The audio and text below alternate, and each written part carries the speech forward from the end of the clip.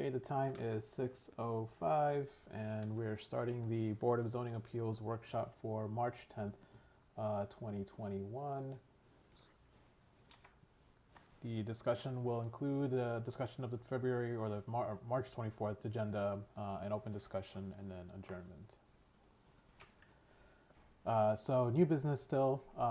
We have 41 South Pine Avenue. The applicant is William Stanley. Representing agent is Dan Hirschberg. This is for a set of 3 interpretations to determine the eligibility of or the applicability of the ordinances that led to the denial of the proposal to replace a porch at 41 South Pine Avenue, and also a set of 3 variances in case the board elected to indicate that the ordinance did apply to the proposal for those same reasons that it was denied.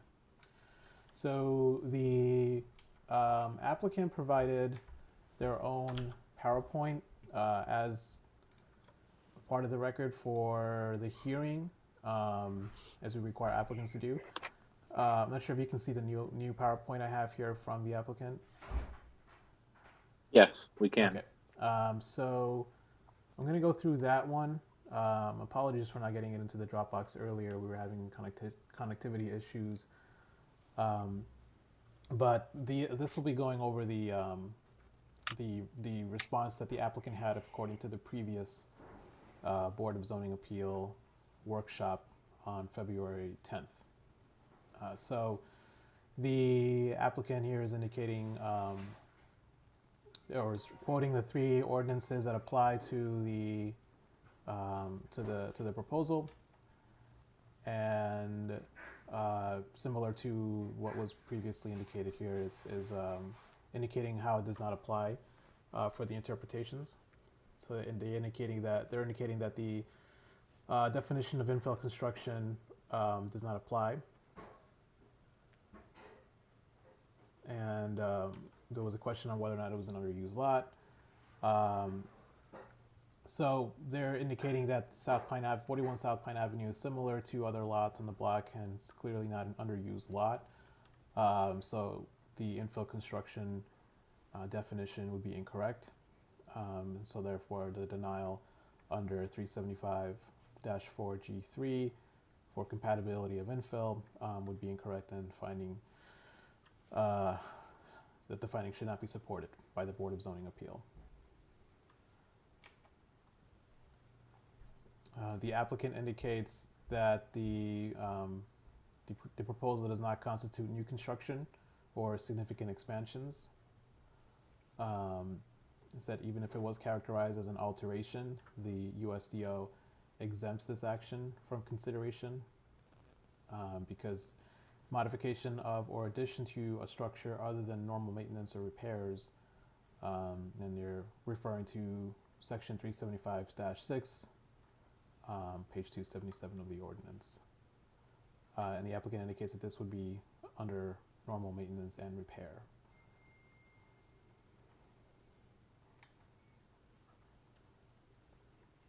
And here the applicant is indicating that the bluestone and centering of the squares do not constitute a low quality development, and they're referring to section 375-4G1, and specifically referring to the risk of low quality development on adjacent parcels, or to discourage that.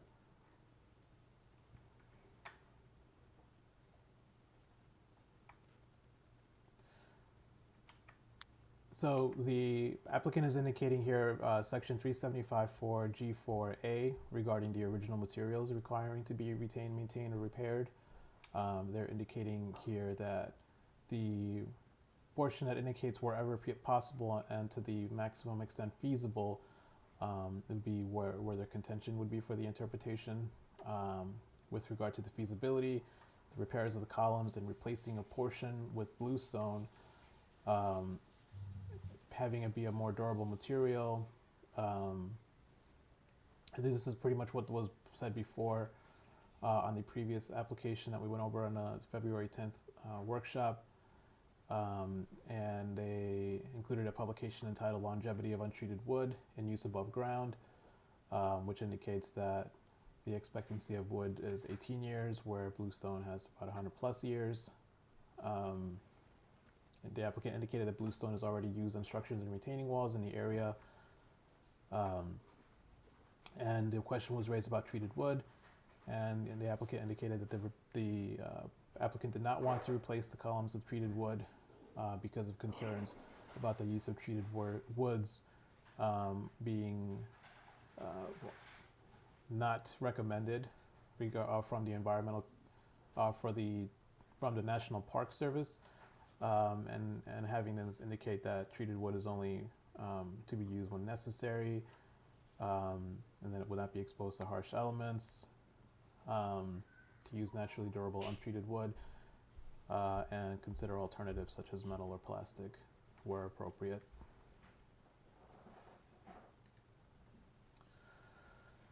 And then the new building or alterations portion of that ordinance, the applicant is indicating that the project is not a new building, so it would not qualify.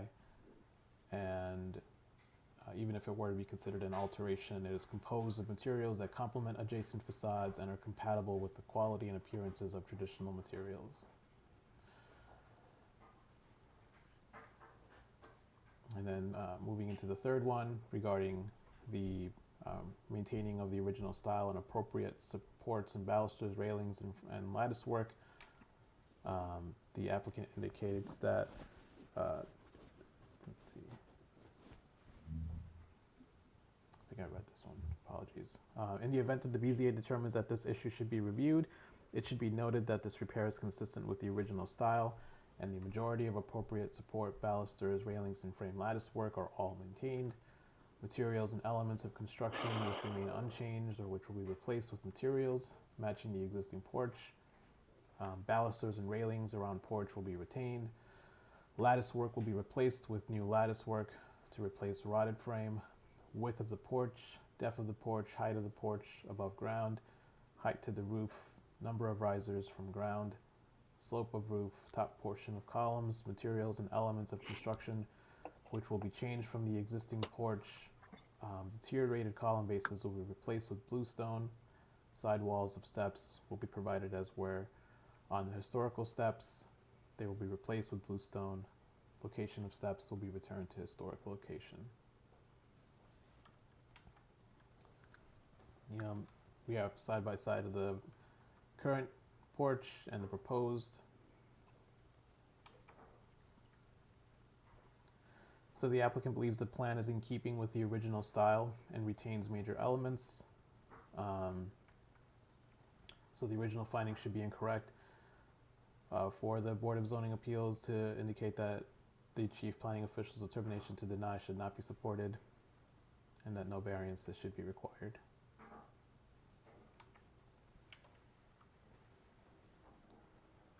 And that would be for the first set of interpretations. Let's stop here for a minute, Luis. Sure. And we did have some discussion about this at the last meeting. So let me ask the members of the board, do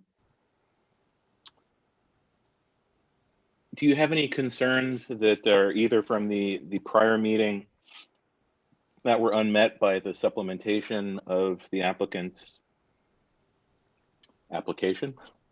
Or do you have any questions that arise from this presentation that you didn't have the last time around?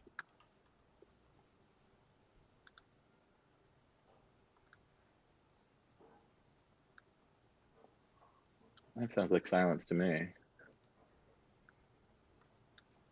Let's see. I'm trying to get you all to be side by side. Hang on a second.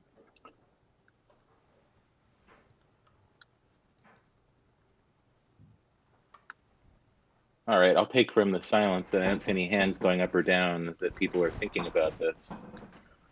So let's then ask a couple of questions for the record. Are there any elements, Luis, that need to be proven for the variances that don't need to be considered by the board in order to grant the interpretations or deny them?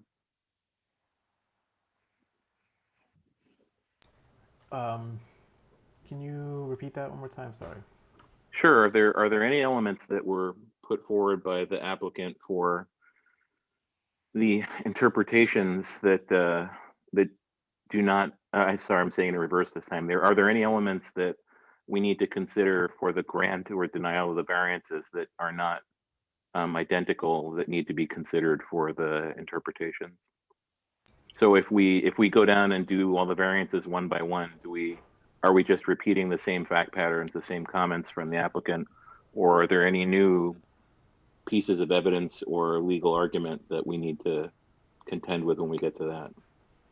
So this provided information from the applicant does make some new mentions of representing the lot as not underused, according to what the previous conversations were, and breaking down the definition of infill construction and how it might be applied to this case.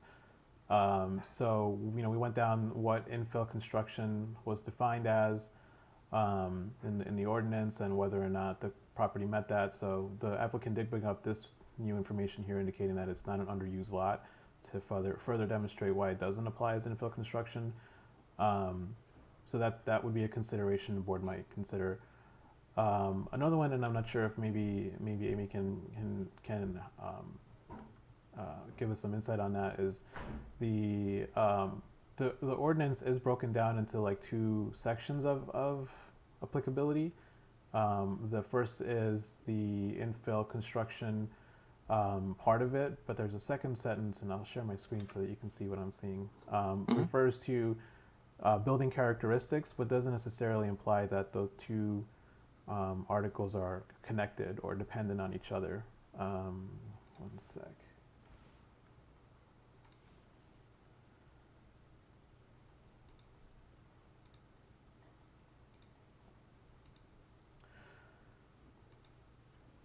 So we have, if I'm looking at the definition here, 375-4G3. The way I'm looking at it is I'm seeing this sentence here. I'm not sure if you can see my mouse, but it's broken into two sections, and then the second section would start at furthermore. So from my understanding and the interpretation of the department would be that the ordinance, you would interpret it to be that it can be like an either or both. So that in this case, while it may not qualify as infill, that the second portion of the ordinance where it starts at furthermore could still be applied independent from having it need to be included as infill construction. So it may not necessarily be an underused lot or new construction or a substantial expansion, but that the building characteristics would still be included in there as an exterior element. So I think, Louise, that this could be interpreted that way. I think it could also, be interpreted as all referring to infill construction, this whole section. It's not entirely clear, I think, based on the text, and the board, as long as the board comes up with a reasonable explanation for why they're interpreting it that way, I think it's fine. I think the interpretation that they're looking for is I think there's a question of, whether or not it's infill, how this applies, but then also the actual section on porches, in terms of, I think they're looking for an interpretation as to what exactly it means to retain porches in the original style.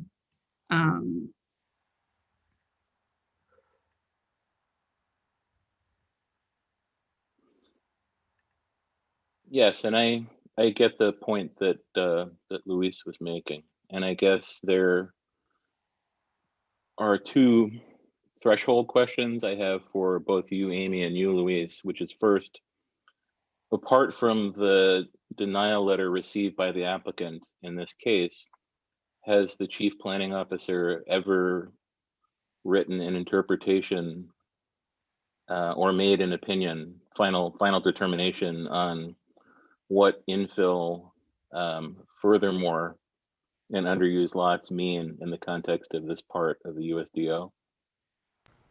No, we have not had the chief planning official make a determination to that effect. Okay. When the chief planning officer, I'm sorry, official, determines that a lot is underused, what process does he use? And if you don't have an answer for us now, I feel free to consult the chief planning official. Because, for example, when we talk about percentage of impermeable pavement on a lot, it's by square feet. So you could have in theory, you could have a square foot analysis, which is if more than 50% of the lot has nothing on it, is it underused? If it's more than 3/4, I mean, I'm just curious if he has a standard that he is applying in these circumstances, or if that would be a matter of first impression for the board, also assuming that we decided to make an interpretation one way or the other on this question. Because we did ask that question last time, what did underused mean? And I presume there's several ways that one could determine underuse. In New York City, and I hate to use them as an example, but their zoning code has many pages of complicated nonsense in it. The lack of use of air rights could mean underused. We don't have air rights, unfortunately, although I beg for them in the USDO, but maybe the next time. But, you know, there are many potential ways to determine a lot is underused in Albany. Is it not the best and highest financial return upon the lot that makes it underused? Is it something else? And so if you could ask Chris to give us, assuming that he has issued a determination of that nature in the past, if he could provide us with that before the hearing, that would be useful.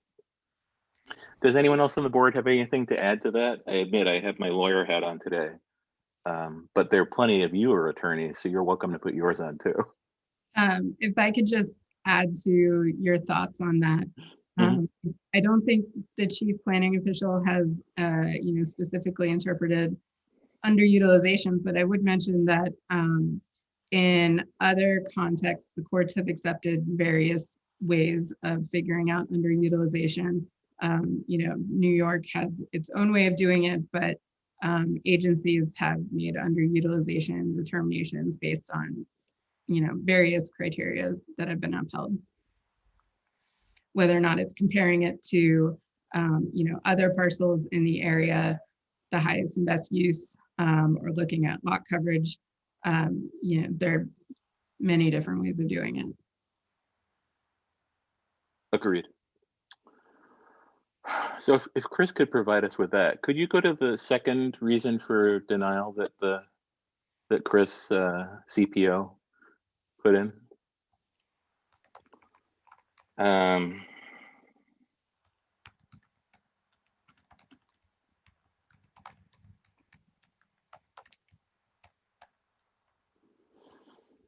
Does anyone have any questions about these two words that the applicant is asking us to look at, or if there are any other things that we should ask of the applicant for them to supplement the record before we get to the public hearing in 2 weeks? And if anyone's talking, by the way, you're on mute.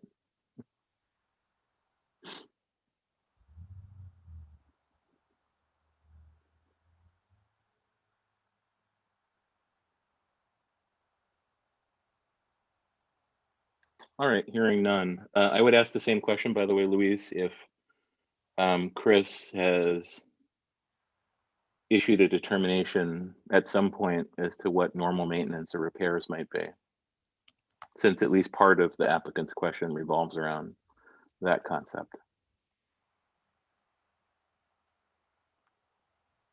We do have something similar under non-conforming uses, if the board is interested in seeing that, but I'll ask if the CPO has made any specific interpretations to the applicability a word definition of those specific words or terms.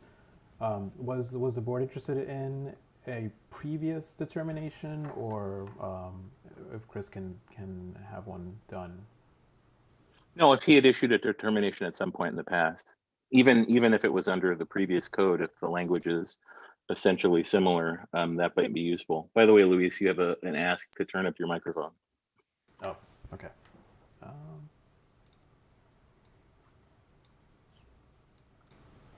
Is that better? Works for me. Counsel? Okay.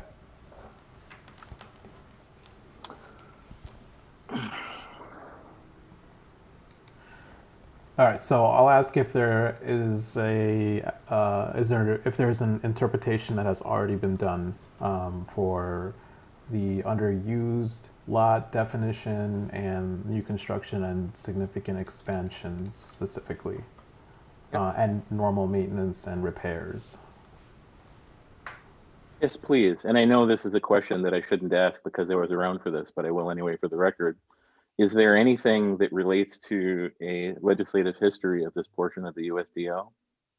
I know that, for example, one of the council members was properly exhaustive in her review of pretty much every line of the USDO and may or may not have written comments about this portion. If so, and we have some suggestions from one of the main commenters on the council on it, we might want to look at that and see if that gives any support to applicant or to the CPO.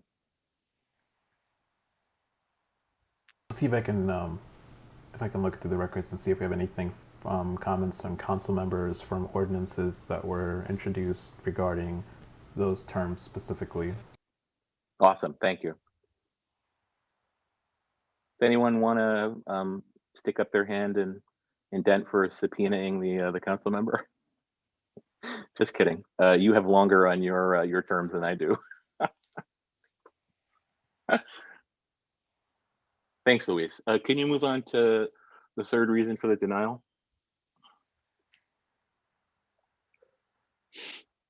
If I could just mention first, I think Luis is maybe onto something when he mentioned the non-conforming use provisions. I'm not sure that I would say that they should be interpreted identically, because non-conforming use repair and rebuilding is often a very specific thing.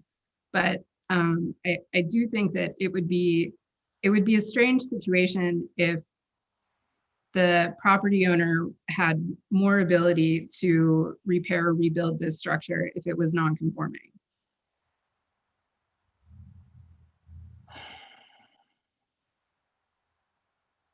Like if the regular zoning is more restrictive than what would apply if it was non-conforming, that would be unusual. I think that's fair. Since even though we did grant as a city a significant amount of amnesty to non-conforming in the USDO, we retained the state policy that non-conforming should go away, which at least in theory suggests that we should give much less latitude to doing things with those. Good thought, both of you, thanks. Paige, you look thoughtful. Do you have a question? No? Okay. I guess then, if you could reach out to the applicant, Luis, and ask them why they think that anything that the National Park Service says relates in any way, shape, or form to the city of Albany. My last reading of this was that the Park Service had no jurisdiction over the city. It may have some over the parks, of which this is not, but those parks are principally creatures of state law also. But it's interesting that they brought that in. I guess if they had something from the Parks Department of the state of New York, or perhaps the city forester or something of that nature. After all, telephone poles, utility poles are all treated wood. And to the extent the Park Service disfavors those, they're still there. Okay. Does anyone have any question about this this piece also? Okay, I don't see any hands moving. Could you move us on then to the variances, Louise?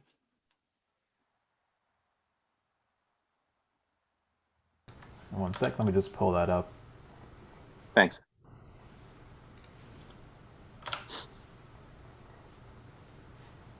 While Louise is pulling that up, Richard, my first thought just on why the National Park Service document was brought up is my guess is that it has to do with the Secretary of Interior standards, which is considered best practice for dealing with historic structures. And I know we're not in a historic district, but I'm guessing that has to do with it. That's a good guess. I think if the applicant were to elucidate somehow as to why that was in there, I mean, it makes a good read, but if it's irrelevant, it's irrelevant. If they can establish relevance, then we can consider that.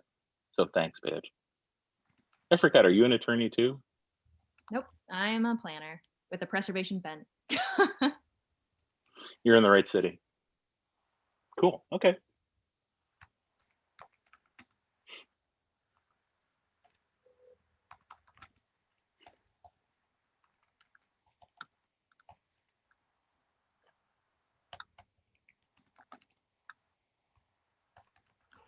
Apologies, I'm just trying to find the right presentation that was submitted. There was multiple of them.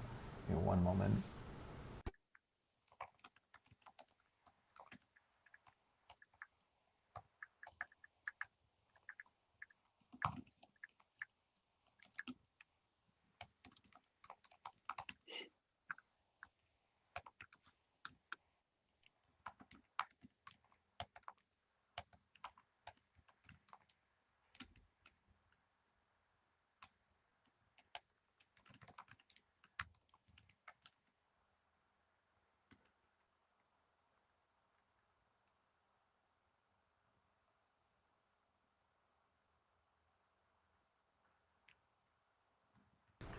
All right.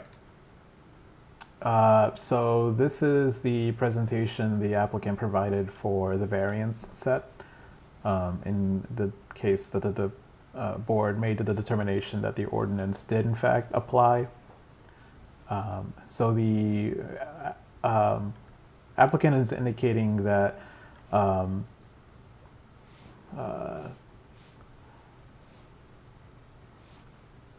I'm trying to see if there's anything that sticks out that was different from the previous one.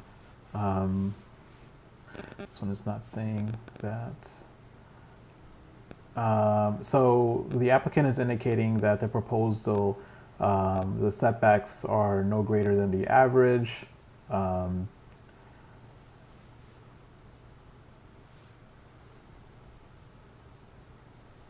So the setback isn't changed as a result. And while there is no clarification on whether or not this is speaking to a specific section of the variance application, I'm assuming this is referring to the character of the neighborhood part of the application, and that the building bulk, if not changed, would be in favor of not causing an impact to the character of the neighborhood.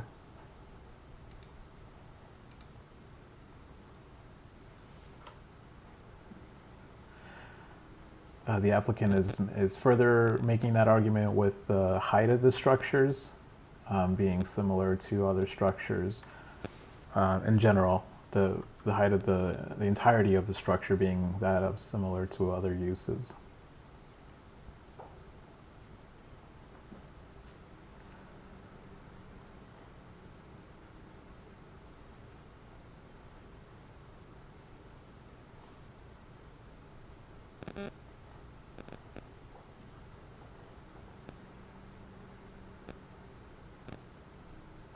So in this one, the applicant is talking about the porches, the inclusion of porches, and that they're speaking to that by giving examples of properties which have porches included.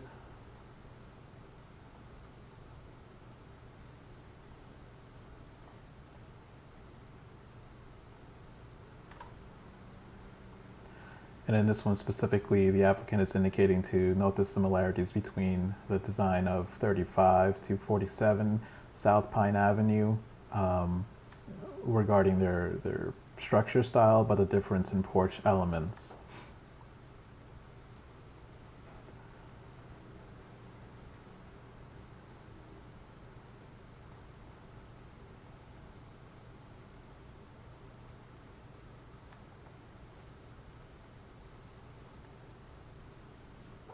And the applicant did indicate a property that does have bluestone, although not a porch element, having it featured as a landscaping element.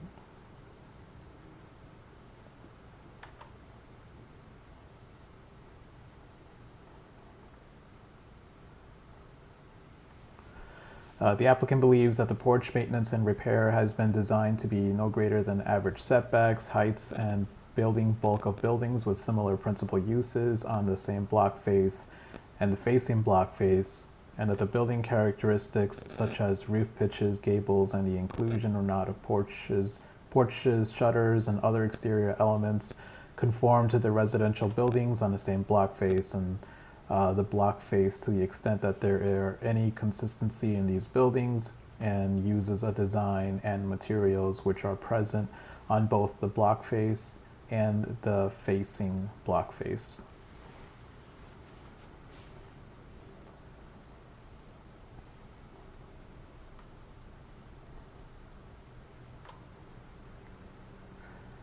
So the second Hang on a sec, Luis. This Yeah. is essentially unchanged from the applicant's first presentation in this portion of the application.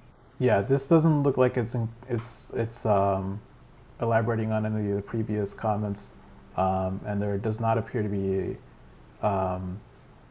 a difference in what's being submitted here, other than the evidencing of bluestone being present on one or more of the properties. Okay, thanks. Keep going, please. Yep. Does anyone, by the way, does anyone on the board have any questions?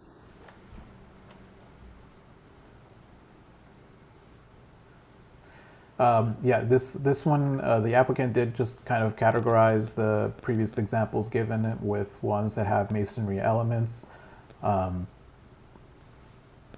the neighborhood, because I know the board had mentioned previously that the examples given were not necessarily local to the area, but rather stock photos and such. So the applicant looks like they're providing examples that are, local to the area, but still I don't think we have a. And I can ask the applicant for that, for specific ones that are to the block face rather than in the general vicinity.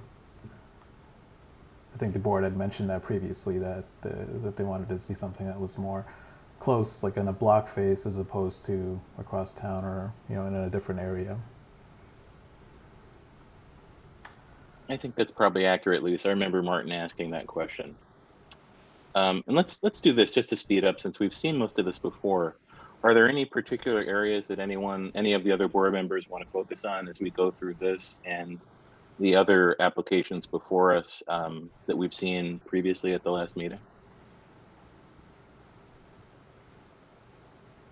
Okay, keep going, Louise.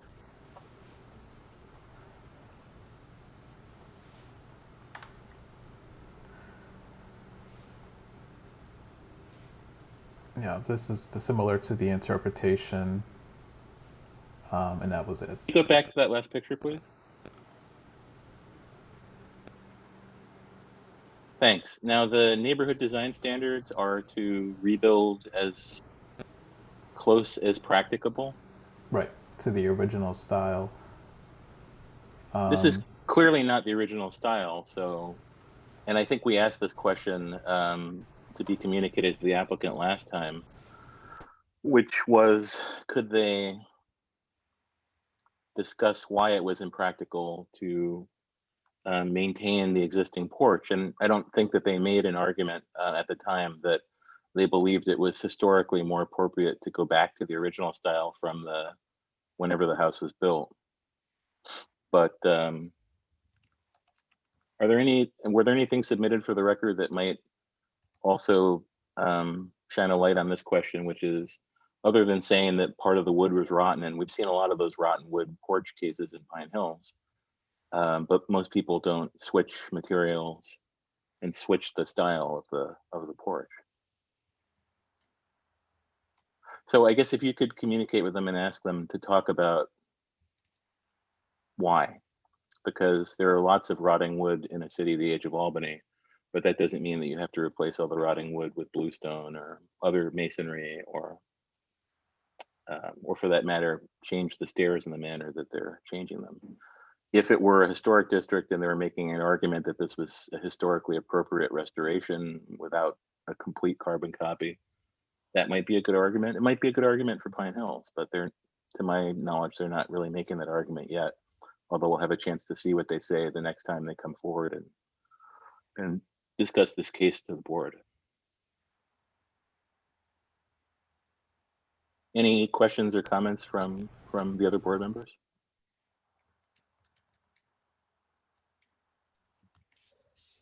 Yeah, so I think what you're saying, which was said last time too, is like, why so much, why not just repair what needs to be fixed, and why replace completely and rebuild? Like, why demolish and then rebuild? Could it have just been fixed, whatever needed to be fixed? Yes, and for me at least, and I think for Martin too, although he'll have a chance to dispute that when he shows up at the hearing. The reason that there is something other, that there is specific language for this part of the city that has a history of these, terrific or, difficult to maintain porches, and that the language of the neighborhood design standards was not only purposely put into the last zoning, but then brought into the new zoning, suggests that there's some value in not simply repairing, but rather repairing in a manner that maintains or improves the neighborhood characteristics. So I think you have to sort of address that, other than saying, yeah, I didn't want to have to do this again in 30 years as opposed to 100 years. But I guess they're saying that in their view, they're improving, right? They're going back to the original, they're using better or more long-lasting material, right? So they're saying they're improving, or at least I think that's what they're trying to say, but I guess maybe they need to spell that out. I think it would be helpful for us. I mean, I'm not sure what improving means in the context of a neighborhood that has specifically adopted, and I believe, although I don't think any of us here were around at the time, I'm told there was a lot of fighting about this idea for Pine Hills. But okay. No, thanks, Adriana. So folks on the board, have we seen enough of this? I think we've seen this before. We saw some new fill-ins, which I think were helpful. And I think we still have some questions that applicant should address when it comes to the public hearing. Is there anything else people want to communicate through Luis to the applicant, or should we go on to the next case? We should go on to the next case. Thanks, counsel.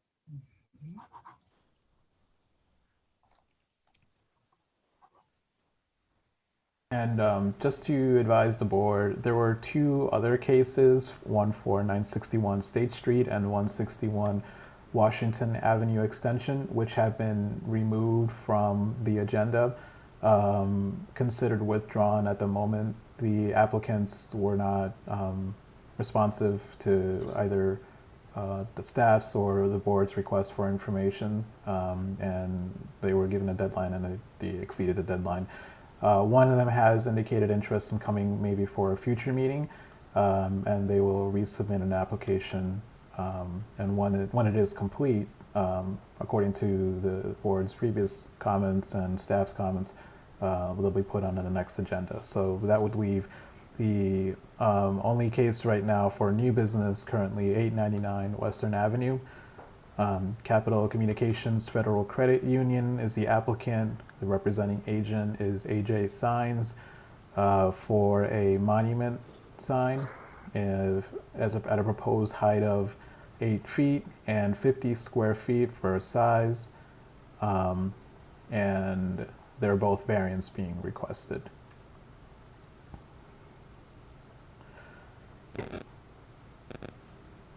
So this is the zoning for the property, mixed-use neighborhood center, surrounded by a residential area, and the state campus directly behind it. It's a mixed-use campus institutional zoning. There's an overview of the site. You can't see the sign. I think it's underneath this tree right here, where my cursor is at.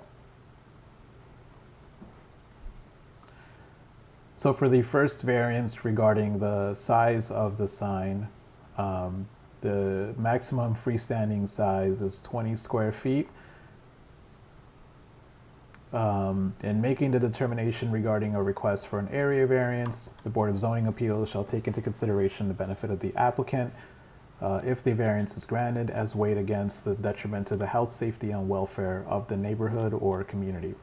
In making such determination, the Board of Zoning Appeals shall also consider whether an undesirable change will be produced in the character of the neighborhood or a detriment to nearby properties will be created by the granting of the area variance, whether the benefits sought by the applicant can be achieved by some method feasible for the applicant to pursue other than an area variance, whether the requested area variance is substantial, whether the proposed variance will have an adverse effect or impact on the physical or environmental conditions of the neighborhood or district, whether the alleged difficulty was self-created, which consideration shall be relevant to the decision of the Board of Zoning Appeals but shall not necessarily preclude the granting of the area variance. So for character of the neighborhood, the first review criteria, the applicant stated that the property is adjacent to other offices within a half-mile of the property, and I can pull up the document that they provided with that as evidence. For alternatives considered, they indicated that the base structure would come at a cost of $15,000 to replace. And previously they had mentioned that the only way to have a different size sign other than what's already on there would be to remove the structure, because the stand or the mounting availability is only available using the whole sign and not a portion of it. So even if they were to make the sign smaller, the way we interpret signs would still leave them at a 50 square foot sign. For substantiality, the applicant was asked to demonstrate why the requested variance is not a substantial or contextually significant deviation from the prevailing regulation. The applicant didn't state whether the deviation was significant. They made arguments in the character of the neighborhood, but not a straight determination of whether it was a substantial departure. The applicant did state that the area is a highly trafficked section of Western Avenue, however.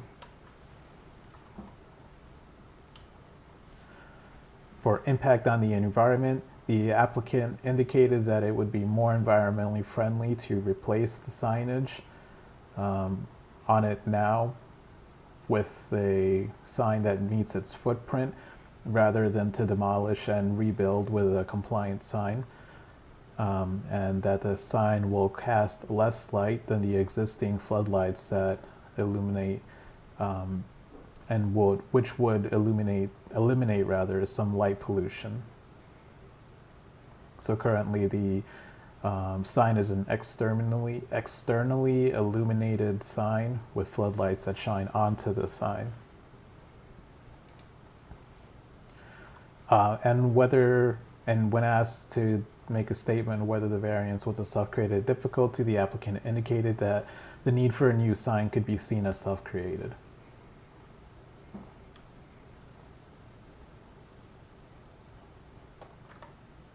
And that would be it. Okay, did the applicant add anything new for this review that wasn't in front of us the last time they brought this forward? They made a clearer statement on, on the alternatives considered by including a statement of cost for not having any other alternative. They said any other alternative would incur that cost, and so the only alternative would be to have a sign that's larger than what's currently allowed. Okay. I mean, that's in order to meet their company's new sign. Like, Right. So the argument they're making is that the company is rebranding, and so they have to change the sign to comply with that rebranding. But in this situation, what's unique about the freestanding monument sign is that in order to change the sign, they would have to demolish the whole thing, and that there would not be a way for them to reduce the size of the sign with the dimensions that the sign has that they're proposing without essentially demolishing the existing freestanding sign base. So the new information they provided essentially was that there is no other alternative other than demolishing it, and that they could not comply with the ordinance otherwise. Does anyone have any questions to tease out any other issues that we didn't discuss last time? I was curious about light pollution. I'm wondering if they give any more of an explanation in terms of how we would actually reduce the light pollution by replacing the monument sign. I can relay that to the applicant. They didn't elaborate further than making that initial statement. I'll ask for more. Right. Not excruciating detail, just maybe if they could just give like a full sentence rather than than just stating that they would do that, I'm just curious. Yeah. Oh, come on, you're an attorney. Ask for excruciating detail. Excruciating details, please. I think you might wish to tell them, by the way, that they will receive more than one question from me about how it's possible that the only option is to tear the whole thing down. I find that to be difficult to understand and may ask several questions on that topic. and character of the neighborhood. I can't remember last time, did they provide examples of signs with like their locations? Because like right now, from what you showed us, right, it just said there are other signs that are like bigger than what's allowed in within a half mile. And I mean, although miles don't mean a lot to me because I didn't grow up in that system, I mean, it's a area of Albany that's a little, it changes fast on that area of Western Avenue, I would say, especially when it comes down to the character of the neighborhood. I mean, 1 minute you're in a very more residential area, and then you're towards the state campus and stuff like that. That there are other large signs in half a mile doesn't necessarily addresses the character that it in that neighborhood there are other large signs. I don't know. Would you feel better if they had said 800 meters? Oh. I mean, no, I think I want them to show me other large signs that are actually in the same character of the neighborhood than their property is, I guess, is what I'm saying. It doesn't matter what the distance is. Is it actually in the same type of neighborhood? This is right next to the state campus. If you were facing the bank, the state campus is to the left, and they do have a larger sign, although it's an old sign. Yeah. And the state, of course, has some immunity to our zoning. Yeah, and there's a church on the other side, right? And but on the right before you get there, if you're coming from downtown Albany, that's pretty residential. It's also nearby to All Saints Catholic Academy. We worked on that case a couple years ago regarding their freestanding sign with the LED lights. So it's literally walking distance from there. So that may be what they're also referring to. And then it's a few blocks away, going further up Western Avenue to the Chase Manhattan Bank that we approved the extra parking lot spaces last year. So yeah, it's residential, but there are a lot more businesses. Well, not a lot, but there are more businesses opening in the area. So Yeah. to Those are good points, Serena and Adriana. Sorry about the meters 0.8 kilometers joke, but I'll do that again sometime, I know. Okay. I brought it up, so it was fair. Does anyone else have any questions or comments? Or do you want to give the applicant a heads up of some of the difficult, excruciatingly detailed questions you might want to ask at the next meeting? Because we know Martin will ask some, so we can say, look out for Martin. No, but so Louis, I think, they need to, again, go in a little bit more detail of what they mean. Like, I think the half mile is not a good enough explanation. They need to explain how in the neighborhood that's the same character, there's other large signs. Yeah. Anyway. They included a document, but I'm having, for some reason, really hard time opening these files now. But I will make sure that they include that for the hearing in a way that's easy to open, I guess, because they're PDFs, but I'm just can't get them open for some reason. Yeah. I think to follow up on what Adriana is saying, that it might be useful to them or to their presenter to discuss the characteristic of the actual zone that the building is located in, as well as the zones and the zoning of the block fronts across the street and across Route 85, because as Adriana points out, if we look at this as a quad, there's one quad that's campus zoned, essentially institutional, and the other three are some variation of residential, and they should, to the extent they describe the character of the neighborhood, it should either include or exclude those other three if it's to give us something to push off against on the decision, or at least that would be helpful, I think.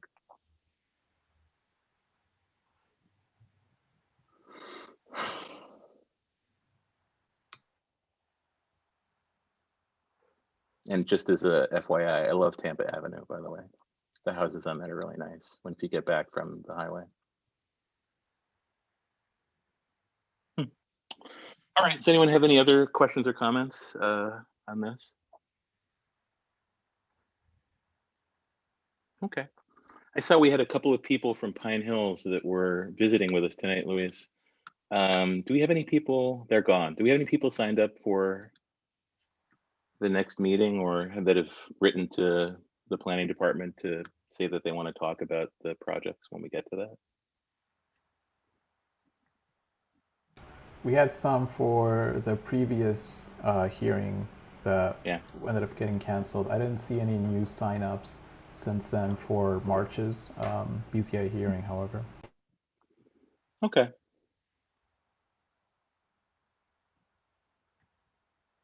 All right, if we don't have any more questions from the board about this, all we then have is pending, to which my memory is that there's nothing that requires us to take an immediate action. Do you mind bringing up the list of pending cases and we'll take a look at them again just really quick? Yeah, so 415 Washington Avenue Extension, it has not had a secret determination made by the planning board yet, so there's no action that can be taken on that. Yep. And then we have 255 to 271 Clinton Avenue with home leasing. The same thing there. A secret determination yet has not been made, so no action can be taken there. And the last one would be 36 Judson Street, which I don't believe has any updates yet that I know of. Yeah, I haven't talked to City Hall recently, but my understanding last time was that they were still negotiating and that neither side is uncomfortable with the dilatory progress towards a conclusion given COVID and whatnot. Okay. Then I don't think we have any other business for tonight unless you have some, Luis, you've been hiding, or council. Do you have anything that you want to say while you're on the record? Just a question on process for the two pending cases that we're waiting on secret. So once the planning board, it's the planning board, right?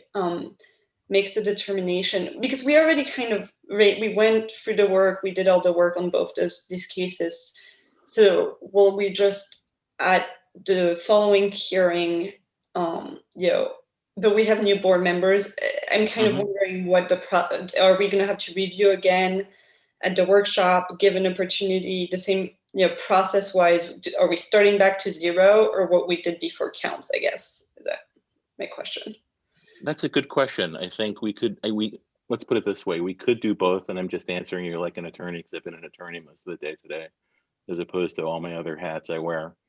So I don't think we need to do the long form review. I think that for the members who were not here, they can examine the record of the previous proceeding and be briefed by counsel and by planning staff as to the issues that we described and the outcome, because we did come to an outcome. The problem was that we acted before we had a complete record. There was no secret determination by our sister agency, and therefore we'd have to reopen the record, at a minimum read the seeker determinations into the record before we could act. And if there are any requirements placed upon the project by the planning board, we would have to take acknowledgement of that. In theory, it could alter our original outcomes, but I don't think we have to have them come in and represent and all that kind of stuff, unless the new board members would feel uncomfortable voting on something without having heard the applicants present their record, as opposed to hearing it on recording and looking at the paper documentation. So maybe, so let me ask, go ahead, I'm sorry. So maybe a workshop discussion, and then at the next meeting, without the applicants there, we could potentially vote.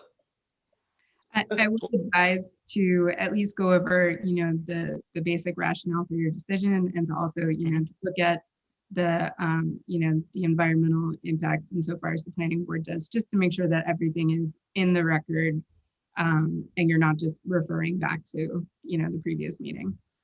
Yeah. But do you agree we don't need to bring the applicants back in if we have no additional questions? No, I don't think you need to do that, as long as all of your reasons are in the record and you go over them again. I think that's sufficient. Okay. Yeah, I concur. I would think actually that if we received not to give you any work tonight, counsel, if we received a letter that is a memorandum from counsel to the planning board describing the contents of their record and the outcome of the planning board, with an opinion that it doesn't create any substantive change in the underlying fact pattern upon which we based our original opinion, we could open the record, read it into the record, take notice of it, and then have a discussion as to whether we thought we had to change our original outcomes, and then we could, by a claim, endorse our original outcomes, I guess. I would rather that you state them again as opposed to endorsing them. I feel more comfortable with that, but I mean, either way, I don't think it has to be an extremely involved process.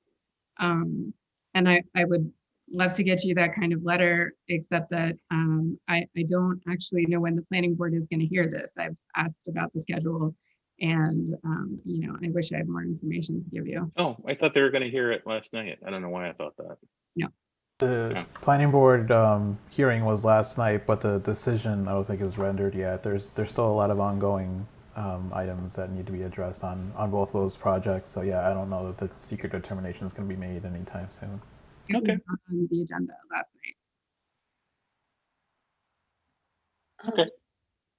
And I guess I just want to say thank you to Amy for all the support. It's been wonderful having you working for us and advising us. I'm sad to hear that you're leaving, but thank you for all the hard work and time you've put into advising us. And good luck to your next adventure. Congratulations on the new job too. And it's been very nice working with you.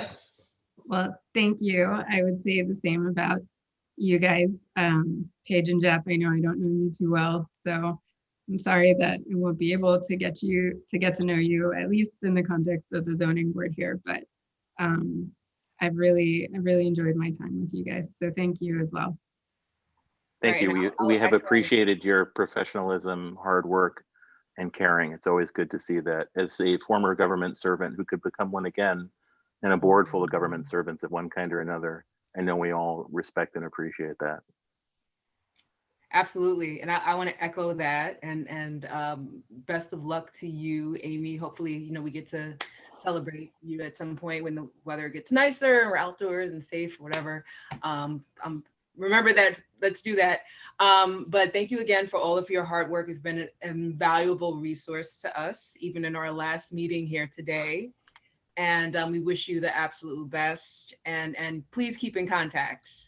I'm staying in Albany, guys, so Okay.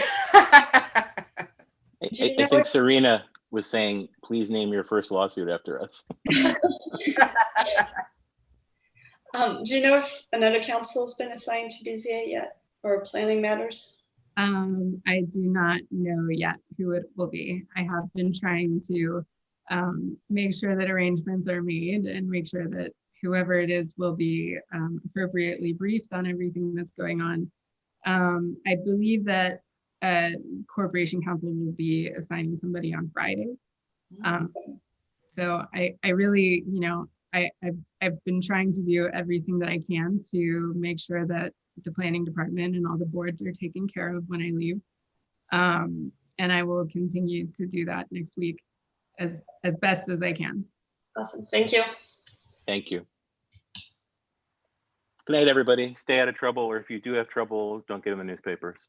And I'll see you in 2 weeks. Right.